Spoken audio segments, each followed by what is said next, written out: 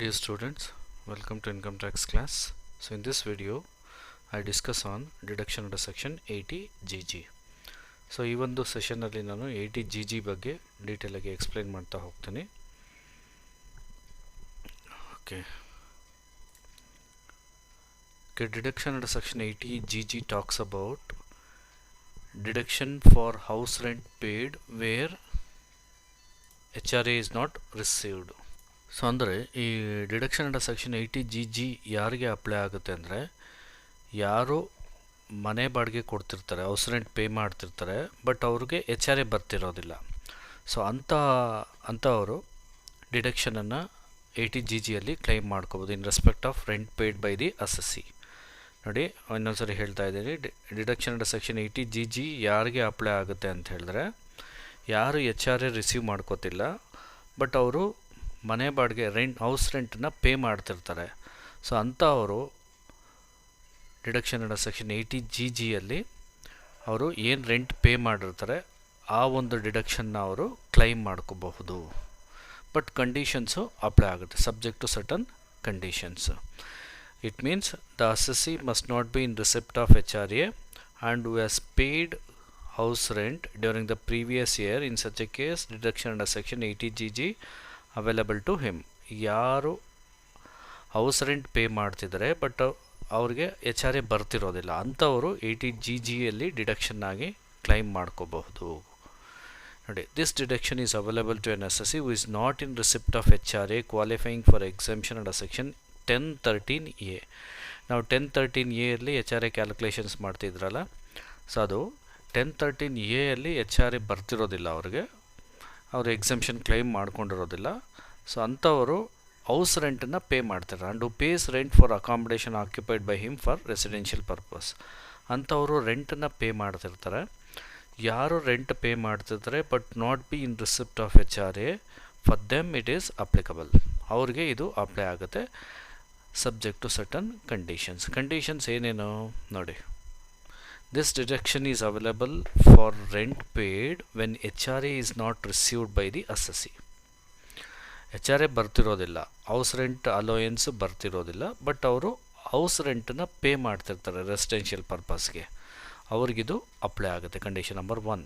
Condition number 2, the tax payer ಅಂದರೆ assessee ಆಗಿರ್ಬೋದು ಅಥವಾ ಸ್ಪೌಸ್ ಆಗಿರ್ಬೋದು ಅಥವಾ ಮೈನರ್ ಚಿಲ್ಡ್ರನ್ ಯಾರಾದರೂ ಆಗಿರ್ಬೋದು, ಅವರು ಯಾವುದು ರೆಸಿಡೆನ್ಷಿಯಲ್ ಅಕಾಮಿಡೇಷನ್ನ ಸ್ವಂತಕ್ಕೆ ಇರಬಾರ್ದು. ಅಂದರೆ ಟ್ಯಾಕ್ಸ್ ಪೇಯರ್ ಹೆಸರಲ್ಲಾಗಲಿ, ಸ್ಪೌಸ್ ಹೆಸರಲ್ಲಾಗಲಿ, ಮೈನರ್ ಚಿಲ್ಡ್ರನ್ ಹೆಸರಲ್ಲಾಗಲಿ ಯಾವುದು ರೆಸಿಡೆನ್ಷಿಯಲ್ ಅಕಾಮಿಡೇಷನ್ ಅವ್ರ ಹೆಸರಲ್ಲಿ ಇರಬಾರ್ದು at the place of employment. ಅವರೆಲ್ಲಿ ವರ್ಕ್ ಮಾಡ್ತಿರ್ತಾರೆ ಅಂದರೆ, ಸಪೋಸ್ ಈಗ ನಾನು ಬ್ಯಾಂಗ್ಳೂರಲ್ಲಿ ವರ್ಕ್ ಮಾಡ್ತಿದ್ದೀನಿ ಅಂತ ಇಟ್ಕೊಳ್ಳಿ.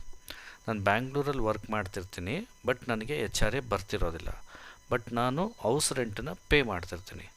ಸೊ ಆಗ ನಾನು ಡಿಡಕ್ಷನ್ ಅಂಡರ್ ಸೆಕ್ಷನ್ 80GGಯಲ್ಲಿ ಕ್ಲೈಮ್ ಮಾಡ್ಕೋಬೋದು. ಬಟ್ ನನ್ನ ಹೆಸರಲ್ಲಾಗಿರ್ಬೋದು ಅಥವಾ ಸ್ಪೌಸ್ ಹೆಸರಲ್ಲಾಗಿರ್ಬೋದು ಅಥವಾ ಮೈನರ್ ಚಿಲ್ಡ್ರನ್ ಹೆಸರಲ್ಲಾಗಿರ್ಬೋದು ಯಾವುದೂ ರೆಸಿಡೆನ್ಷಿಯಲ್ ಅಕಾಮಿಡೇಷನ್ನು ಇರಬಾರ್ದು.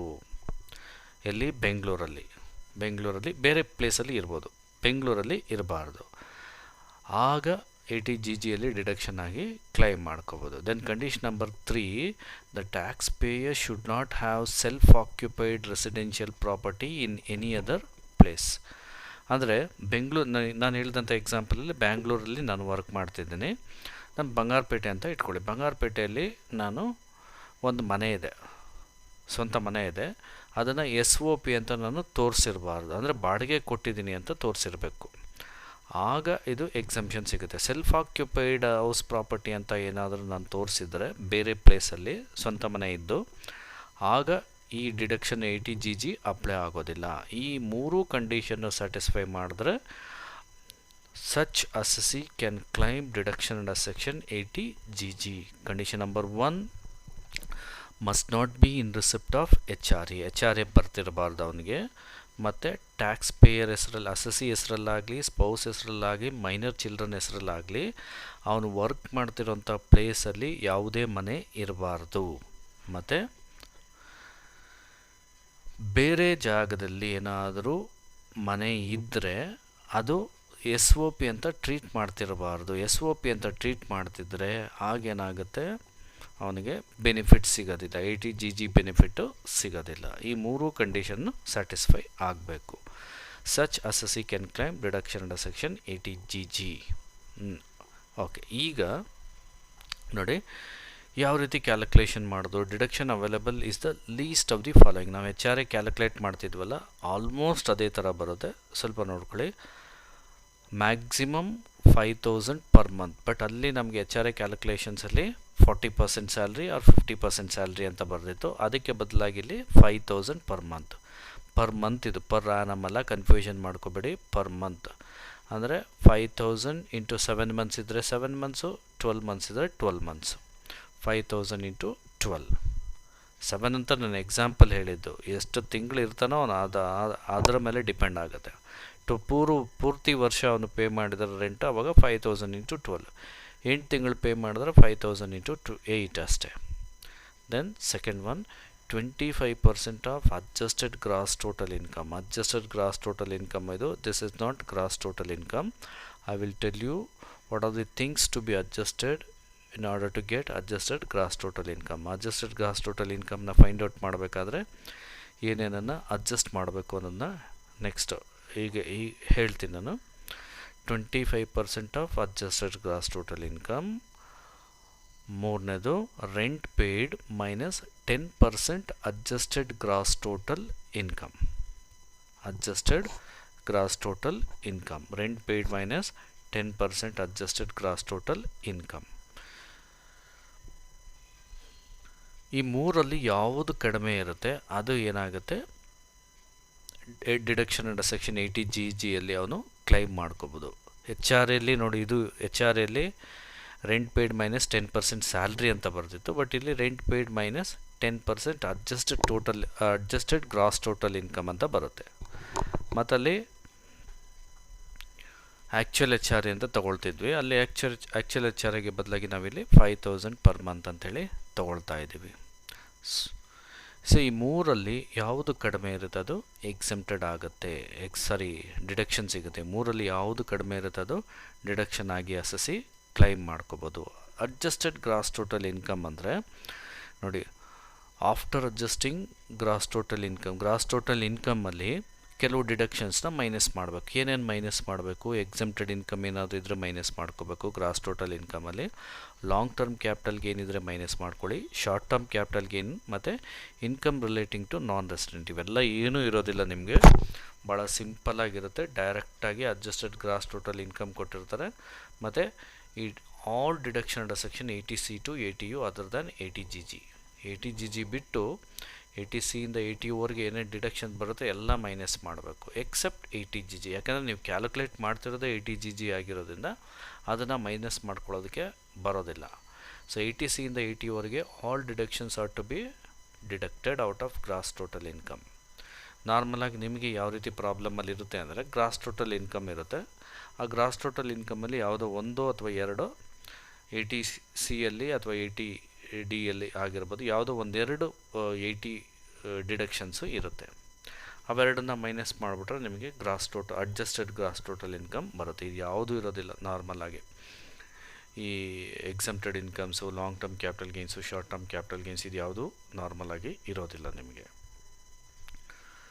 ಸೊ ಈ ರೀತಿ ನಾವು 80 GG ಕ್ಯಾಲ್ಕುಲೇಷನ್ಸ್ನ ಮಾಡ್ತೀವಿ. ಸೊ ಒಂದು ಪ್ರಾಬ್ಲಮ್ ನೋಡಿದ್ರೆ ನಿಮಗೆ ಗೊತ್ತಾಗುತ್ತೆ. ನೋಡಿ ಪ್ರಾಬ್ಲಮ್ ನೋಡಿ. Problem number 1, covering deduction under section 80 GG. Compute total income of Shri Gaurav of Mysuru from the following data. ನೋಡಿ, profits and gains of business or profession 80,000 ಇದೆ. ಪ್ರಾಬ್ಲಮ್ ಇದು. Income from house property let out and situated in Kolkata. Sorry, ಇದು name Mysuru ಅಂತ ಹಾಕ್ಕೊಂಡಿದ್ದೀನಿ ಅಷ್ಟೇ, ಕೋಲ್ಕತ್ತಾ ಅಂತಲೇ ನೀವು ತೊಗೊಳ್ಳಿ. Income from house property let out and situated at Kolkata. Sorry, ಬೇರೆ ಕಡೆ ಅವನು ವರ್ಕ್ ಮಾಡ್ತಿರೋದು ಮೈಸೂರಲ್ಲಿ, ಪ್ರಾಪರ್ಟಿನ ಲೆಟ್ ಔಟ್ ಮಾಡಿರೋದು ಕೋಲ್ಕತ್ತಾ ಅಲ್ಲಿ. Then income from other sources 10,000. Rent paid for office ಇದೆ ಮತ್ತು rent paid for residential house property. ಅಂದರೆ ಅವನು ವರ್ಕ್ ಮಾಡ್ತಿರೋ ಪ್ಲೇಸಲ್ಲಿ ರೆಂಟ್ ಪೇ ಮಾಡಿದನೆಷ್ಟು 40,000. ರೆಂಟ್ ಪೇಯ್ಡ್ ಫಾರ್ ಆಫೀಸ್ ಇದು ಯಾವುದೇ ರೀತಿ ನಮಗೆ ಅಫೆಕ್ಟ್ ಆಗೋದಿಲ್ಲ, ನಿಮ್ಮ ಕನ್ಫ್ಯೂಷನ್ ಮಾಡೋದಕ್ಕೋಸ್ಕರ ಕೊಟ್ಟಿರೋಂಥದ್ದು. ಇದನ್ನು ಇಗ್ನೋರ್ ಮಾಡಬೇಕಷ್ಟೆ, rent paid for office. Okay, ಈಗ ಸೊಲ್ಯೂಷನ್ ನೋಡಿ. Solution number 1, calculation of total income. ಅದು ನೇಮ್ ಚೇಂಜ್ ಮಾಡಲಿಲ್ಲ, ನಾನು ಡೈರೆಕ್ಟಾಗಿ ಹಾಗೆ ತೊಗೊಬಿಟ್ಟಿದ್ದೀನಿ. Profits and gains of business or profession 80,000 as given in the problem.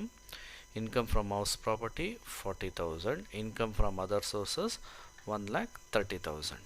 So 3 add ಮಾಡಿದ್ರೆ ನಮಗೆ ಗ್ರಾಸ್ ಟೋಟಲ್ ಇನ್ಕಮ್ ಬರುತ್ತೆ. ಯಾಕಂದರೆ ಅವರೇ ಕೊಟ್ಟಿದ್ದಾರೆ ಪ್ರಾಬ್ಲಮಲ್ಲಿ. Profits and gains of business or profession ಅಂತಲೇ ಇದೆ 80,000. Then income from house property which is let out in Kolkata ಅಲ್ಲಿ ಬಾಡಿಗೆ ಕೊಟ್ಟಿರುವಂಥ ಮನೆಯಿಂದ ಬಂದಿರುವಂಥ ಇನ್ಕಮ್ಮು 40,000 ಇದೆ. Then income from other sources 10,000. So gross total income, total if it is put together, that is we get 1,30,000. 3 add ಮಾಡಿದ್ರೆ ನಮಗೆ gross total income ಬರ್ತಾ ಇದೆ 1,30,000. Then less deduction under section 80GG minus ಮಾಡ್ಕೋಬೇಕು. ಯಾವ ರೀತಿ calculate ಮಾಡೋದು ಆಗಲೇ ಹೇಳಿದ್ದೆ ನಾನು. ನೋಡಿ, computation of deduction under section 80GG ಸಪರೇಟಾಗಿ ಕ್ಯಾಲ್ಕುಲೇಟ್ ಮಾಡಿದ್ದೀನಿ. Least of the following shall be deductible. ಯಾವುದಿದು least? ₹5,000 per month or 25% of adjusted gross total income. Then excess of rent paid over 10% of adjusted gross total income. So ಇಲ್ಲಿ adjusted gross total ಇನ್ಕಮ್ಗೆ ಏನೂ adjustment ಇಲ್ಲ, ಹಾಗಾಗಿ ಯಾವುದೂ deductions ಇಲ್ಲ. Long term ಇಲ್ಲ, short term ಇಲ್ಲ, ಮತ್ತು ಡಿಡಕ್ಷನ್ ಅಂಡರ್ ಸೆಕ್ಷನ್ 80ಯಲ್ಲಿ ಯಾವುದೂ ಇಲ್ಲ. All deduction under section 80C other than 80GG ಯಾವುದೂ ಇಲ್ಲ. ಹಾಗಾಗಿ gross total itself will be treated as adjusted gross total income. Gross total income itself will be treated as adjusted gross total income. ಅದನ್ನೇ adjusted gross total income ಅಂತ ತಗೋಬೇಕು. ಅಂದರೆ 1,30,000 ಏನಿದೆ ಇದನ್ನೇ ನಾವು adjusted gross total income ಅಂತ ತಗೋಬೇಕು. ಯಾಕಂದರೆ ಏನೂ ಡಿಡಕ್ಷನ್ಸ್ ಇಲ್ಲ ಎಕ್ಸೆಪ್ಟ್ 80GG. ಅದನ್ನು ಮೈನಸ್ ಮಾಡ್ಕೊಳ್ಳೋ ಹೋಗಿಲ್ಲ, ಯಾಕಂದರೆ ಅದನ್ನೇ ಕ್ಯಾಲ್ಕುಲೇಟ್ ಮಾಡ್ತಿರೋದ್ರಿಂದ ಅದನ್ನು ನಾವು ಮೈನಸ್ ಮಾಡ್ಕೊಳ್ಳೋ ಹೋಗಿಲ್ಲ. ಏನೇನು ಪ್ರಾವಿಷನ್ ಇದೆ? First ₹5,000 per month, 5,000 into 12 5s 60,000 ಆಯಿತು, 60,000. Then 25% of adjusted gross total income, 25% of adjusted gross total income 1,30,000. So 32,500 ಬರುತ್ತೆ. Then excess of rent paid over 10% of adjusted gross total income or rent paid minus rent paid 40,000 ಇದೆ, ಪ್ರಾಬ್ಲಮಲ್ಲಿ ಕೊಟ್ಟಿದ್ದಾರೆ. Rent paid 40,000 minus 10% of 1,30,000 ಅಂದರೆ 10% of 1,30,000 ಅಂದರೆ 13,000 ಬರುತ್ತೆ. 40,000 minus 13,000 V get 27,000. 40,000 10% of 1,30,000 ಅಂದರೆ 13,000 ಆಯಿತು. 40,000ಅಲ್ಲಿ 13,000 minus ಮಾಡಿದ್ರೆ ವಿ ಗೆಟ್ 27,000.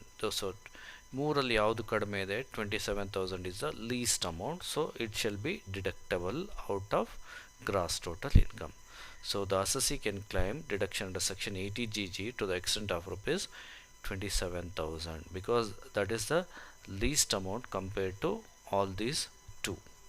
ಈ ಮೂರಲ್ಲಿ ಕಂಪೇರ್ ಮಾಡಿದ್ರೆ 27,000 ಕಡಿಮೆ ಇರೋದ್ರಿಂದ ಅದೇ ಡಿಡಕ್ಷನ್ ಅಂಡರ್ ಸೆಕ್ಷನ್ 80GGಯಲ್ಲಿ ಅವನು ಕ್ಲೈಮ್ ಮಾಡ್ಕೋಬೋದು. ಸೊ ಈ ರೀತಿ ಡಿಡಕ್ಷನ್ ಅಂಡರ್ ಸೆಕ್ಷನ್ 80GGಯಲ್ಲಿ ನಾವು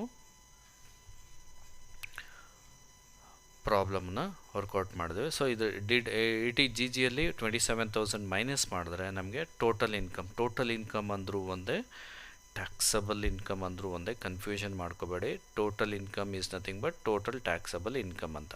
ಸೊ 1,30,000ಅಲ್ಲಿ 27,000 ಮೈನಸ್ ಮಾಡಿದ್ರೆ we get 1,03,000. So this is the way to work out deduction under section 80GG. I hope you have understood it. With this I conclude today's session. Thank you.